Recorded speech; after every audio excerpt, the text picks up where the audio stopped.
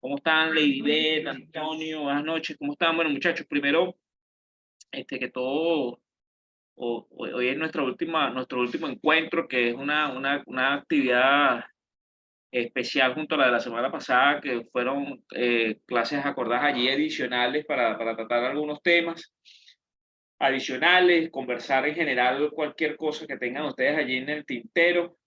Bueno, lo primero que quería agradecerles por su atención durante estos meses. Tenemos rato en esto, ¿no? Tenemos desde septiembre, creo que fui que vi el primer post de actividad. Tenemos ya un rato, te pasa que el tiempo se fue volando, ¿no? Pero fíjense, estamos ya 16 de noviembre, pero esto estaba planificado para terminar en octubre, pero bueno, con las clases que movimos y todo el asunto, pues llegamos al 16 de noviembre, pero en todo caso, pues quería agradecerles a todos bueno, por estar aquí juntos en este programa. Que bueno, el objetivo fue dar un viaje, ¿no? Por todo el sistema tributario, un poco compartir las experiencias de ustedes, las experiencias de mi parte, etcétera. Y bueno, espero que lo hayan disfrutado. Yo lo disfruté un montón, ¿no? Porque el reto de estos programas es que no hay mucho chance de improvisar, ¿no? Entonces, no es como cuando es una actividad presencial que, bueno, uno puede, ustedes saben, ¿no? Alargar una cosita aquí, una cosita allá. Aquí todo tiene que estar súper planificado, tiene que estar súper medido, porque, bueno, los tiempos están definidos, el material está definido, el aula virtual está definida. Entonces, bueno, el reto de estos cursos para mí es importante porque todo tiene que estar razonablemente medido. Y bueno, ese fue el objetivo, ¿no? Que pudiésemos tener una actividad donde abordásemos prácticamente todos los temas. Fíjense, eh, la semana pasada hablábamos de esto, ¿no? Del Código Orgánico Tributario, nos hicimos un paseo por todos estos temas, por todos estos asuntos, que de una u otra forma es el mapeo de lo que son las obligaciones tributarias, ¿no? Lo que son las obligaciones tributarias en general. Y allí uno va como decantando todas las situaciones o las posibles situaciones que están allí, ¿no? En el aula digital, en el aula virtual, yo nos coloqué un archivo de Excel muy específico con lo que es una estimación, un cálculo de estimación de lo que son las contingencias tributarias. Hola, Laura, buenas noches. Un cuadro donde está la estimación de las contingencias, que es un poco aplicar en la práctica lo que la semana pasada vimos en el Código Orgánico Tributario, esos conceptos de tantos por ciento, tantas unidades de mayor valor, etcétera, etcétera. Pero fíjense que hoy en día tenemos una dualidad en el tema del tema sancionatorio. ¿Por qué? Porque del Código Orgánico Tributario 2020, la metodología de cálculo es una, mientras que el Código Orgánico Tributario previo, el Código Orgánico Tributario 2014, tiene una metodología distinta, ¿sí? Entonces, esto ha ocasionado una dicotomía importante desde el punto de vista determinativo de las contingencias. Me explico. Como ustedes conocen, la unidad de medida históricamente, aquí en Venezuela, la unidad tributaria de medida históricamente ha sido la unidad tributaria. Que la unidad tributaria en esa época dorada del CENIAT, 94, 95, 96, incluso los primeros años de la década de los 2000, la unidad tributaria todos los años se actualizaba mediante un procedimiento matemático muy sencillo. Era básicamente ajustarla por inflación. Eso pasaba por la Asamblea Nacional, era analizado por una comisión del Ministerio de Hacienda, posteriormente el Ministerio de Finanzas, era procesado por el CENIAT y al final esa tripartita decidía cuál era el valor de la unidad tributaria. Entonces, el valor de la unidad tributaria representaba un valor que era medible, era razonablemente sencillo de determinar. ¿Por qué? Porque era sencillamente la unidad tributaria del año anterior multiplicada por la inflación del año que estaba cerrando y ¡pum! El CENIAT sugería a la Asamblea Nacional y al Ministerio de Hacienda, al Ministerio de Finanzas, le sugería hacer ese cambio o ese aumento de la unidad tributaria. En algún punto ya del gobierno del chavismo, recuerdo que Giordani fue uno y otros tantos de estos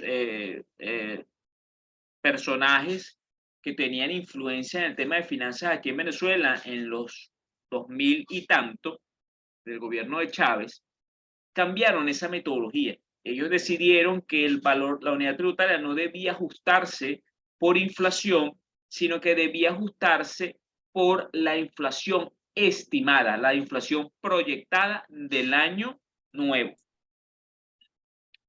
¿Qué ocurrió en esos casos? Que de repente Giordani decía, no, la inflación estimada de este año es del 10%. Y bueno, no resultaba ser el 10%, resultaba ser el 20%, el 30%. ¿Qué originó esta situación? Esta situación en la que los personeros del gobierno decían la unidad tributaria se va a ajustar con este porcentaje y no con un porcentaje más real, partiendo de la premisa de que las cifras del Banco Central de Venezuela fuesen calculadas de forma apropiada, que no lo dudo en los primeros años de los últimos años, en los 90, los primeros del 2000, que hubo un rezago en el valor de la unidad tributaria, un rezago significativo. Entonces, si ustedes ven una tabla comparativa, que de hecho yo les compartí mi libro, el libro que yo escribí en el 2017. Y en ese libro hay un capítulo que yo trato el tema de la unidad tributaria. Y coloqué cifras como hasta el 2017, ¿sí? Porque el libro lo escribí en el 2017, debió decir hasta el 2017, 2016. Y si ustedes ven esos gráficos, se ve como comparativamente la inflación va por un lado muy alto y la unidad tributaria está por debajo de esa inflación. Entonces la unidad tributaria dejó de ser una unidad de medida fiable para temas tributarios.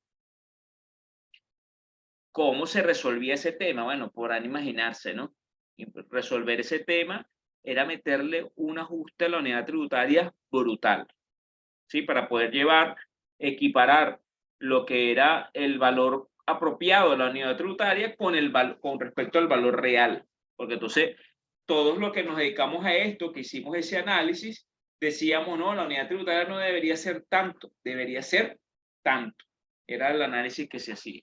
Por supuesto, eso generaba un efecto positivo para algunos, pero un efecto negativo para otros.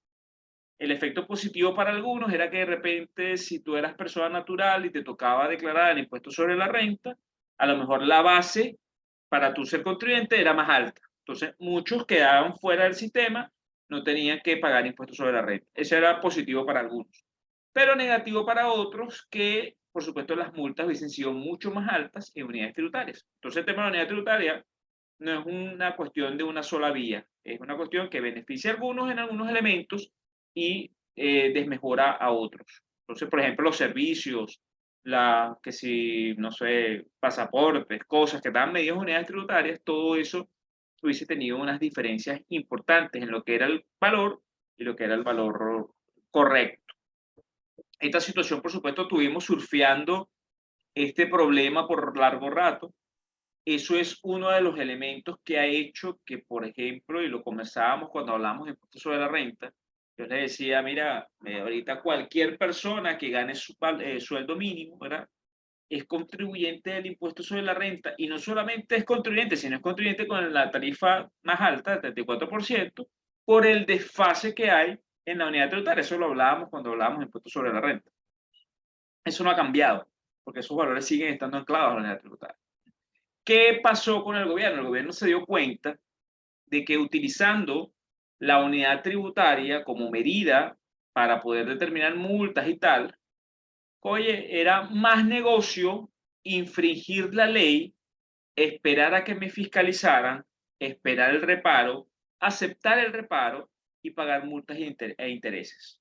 Esa fue la cuenta que durante 2014, 15, 16, 17 e incluso 2018, cuando la época de la hiperinflación en Venezuela, eso era lo que se asomaba en la mesa. Oye, es mejor, no, vamos a asumir el riesgo. Tú escuchabas ese término en esos años con una frecuencia gigantesca. Vamos a asumir el riesgo, vamos a cumplir con esta normativa, vamos a dejar de pagar esto, y cuando nos fiscalicen, el monto del tributo ya va a estar, por supuesto, devaluado. Cuando lo comparas con el dólar va a ser nada, y cuando le apliques la multa, pues va a ser nada, porque la unidad tributaria es nada. Entonces tú decías, vengan a fiscalizar, vamos a echarle pierna. Eso ocurrió por muchos años. Evidentemente era un asunto de que el CENIAT tarde o temprano iba a reaccionar ante esa situación e iba a decir, epa, ya va, esto no está bien, aquí no estás unas multas y unos intereses que no estás pagando de manera apropiada, eso súmale al hecho de que el impuesto por un tema de inflación y tal y tal y tal está perdiendo su valor en el tiempo, pues no, vamos a buscarle una solución más permanente. Si hubiese sido bajo el esquema de mantener la unidad tributaria como unidad de medida, pues la decisión hubiese sido meterle un prensón a la unidad tributaria y llevarla de 0 a 1000 de un solo tanganazo, ¿sí? Eso hubiese sido el mecanismo si hubiesen querido hacer que sobreviviera la unidad tributaria. Por supuesto, eso iba a traer todo un desbarajuste en el resto de las cosas, porque el impacto iba a ser brutal. A eso le sumen que en el 2018 tuvimos reconversión monetaria, no me recuerdo cuál fue el año de la reconversión anterior, 2015, la reconversión anterior. Total que en esta década tuvimos un par de reconversiones monetarias, recuerdo la del 2018 claramente, porque estaba en ese momento en Perú, y eso hizo que con las reconversiones monetarias las unidades tributarias se volvieran 0,00 y pico, ¿sí? Entonces se hizo un número más ínfimo todavía. La administración tributaria busca un mecanismo para poder resolver este asunto, y en el 2020 decide que va a desincorporar a la unidad tributaria como unidad de medida e incorpora como unidad de medida a la moneda de mayor valor publicada por el Banco Central de Venezuela. Esto como una medida de dolarizar las multas y dolarizar todo lo que tiene que ver con el tema en general sancionatorio. Y desarticula, pone en desuso la unidad tributaria para muchos de los propósitos más importantes, que en este caso era el sancionatorio. Fíjense que en el impuesto sobre la renta no cambió, pero sí en el tema sancionatorio. Al colocar la moneda de mayor valor, que la moneda de mayor valor actualmente, ustedes las pueden buscar en la página del Banco Central de Venezuela, normalmente está entre el pound británico, el dólar y el euro. Son las tres monedas que normalmente están en esa franja de mayor valor. El CENIAT se ha decantado más por el uso del euro, me imagino que por un tema más ideológico, de no darle fuerza al dólar, porque la verdad es que cuando ustedes ven esas tres cifras, normalmente el pound está más alto, el dólar y el euro, ustedes saben que ha estado una paridad casi a 1 en los últimos meses. Entonces, de una u otra forma, lo que se logró con la reforma del 2020 fue dolarizar todo lo que es el régimen de sanciones. Yo pienso que cuando hablábamos la semana pasada, yo les decía, epa, estos son 100 unidades de mayor valor, eso se traduce en 100 dólares, 100 euros, 100 libras. Estamos hablando que las multas se convierten en mucho dinero. Y además de eso, tenemos un elemento adicional, que es que cuando las sanciones son determinadas en porcentajes, existe un procedimiento de actualización de esas multas utilizando también la moneda de mayor valor. Me explico. Si yo incumplo con una obligación tributaria y eso me genera un impuesto vamos a calcularlo aquí en el Excel para no, vamos a suponer que tengo un impuesto que pagar de 1.000.000 de bolívares, ¿sí? 1.000.000 de bolívares es el impuesto omitido. Y vamos a suponer que este impuesto omitido tiene una sanción equivalente al 150%. ¿Sí? Es decir, que la multa porcentual del 150% es equivalente a 1.500.000. Es decir, que por un lado tengo que pagar 1.000.000 del impuesto omitido y tengo que hipotéticamente pagar 1.500.000 de multa. Bajo el esquema de moneda de mayor valor, yo debería dividir moneda de mayor valor al momento del ilícito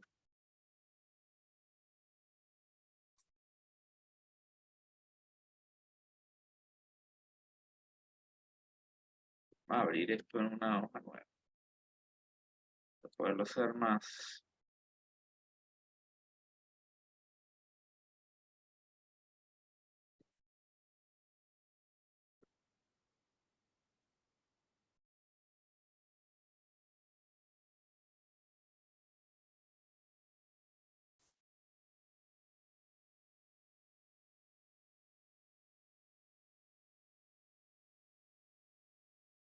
Vamos a suponer aquí,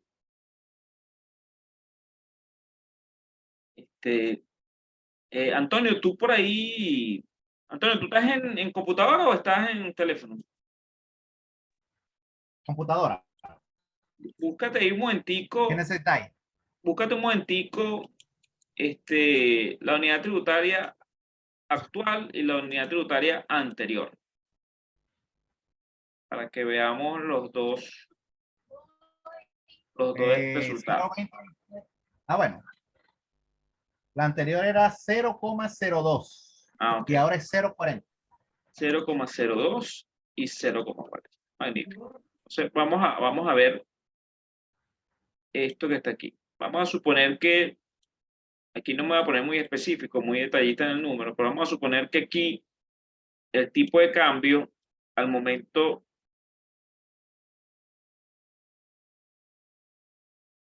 vamos a suponer que la fiscalización es ahorita, la moneda de mayor valor es X, es el dólar, es la libra, es whatever, a 10 bolívares.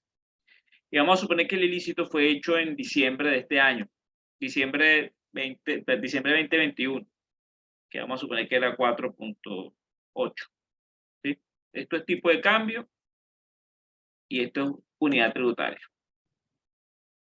Unidad tributaria al momento del ilícito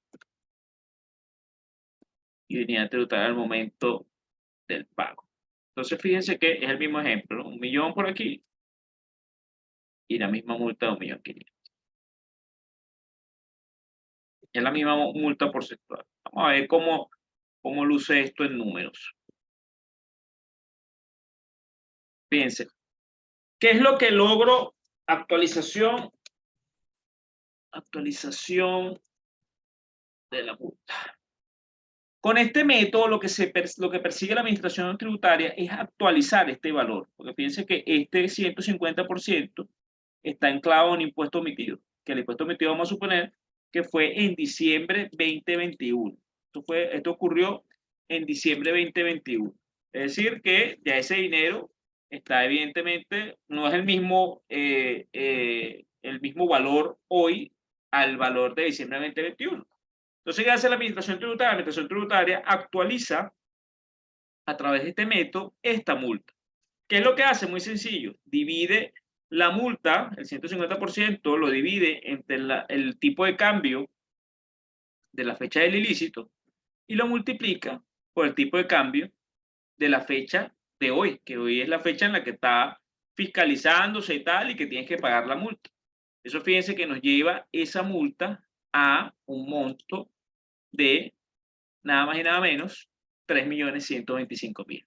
Fíjense cómo tiene sentido, la multa se duplica porque lo que quiere el CENIA con esto es garantizar que aun cuando pase el tiempo va a recibir las mismas cantidades de monedas equivalentes, en este caso dólar, euro, libra, ¿sí? Y de esta forma actualiza el valor.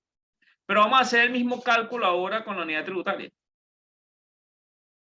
porque con la utilidad tributaria, este 2020, si quisieron meterle un turbo al asunto. Miren cuánto da.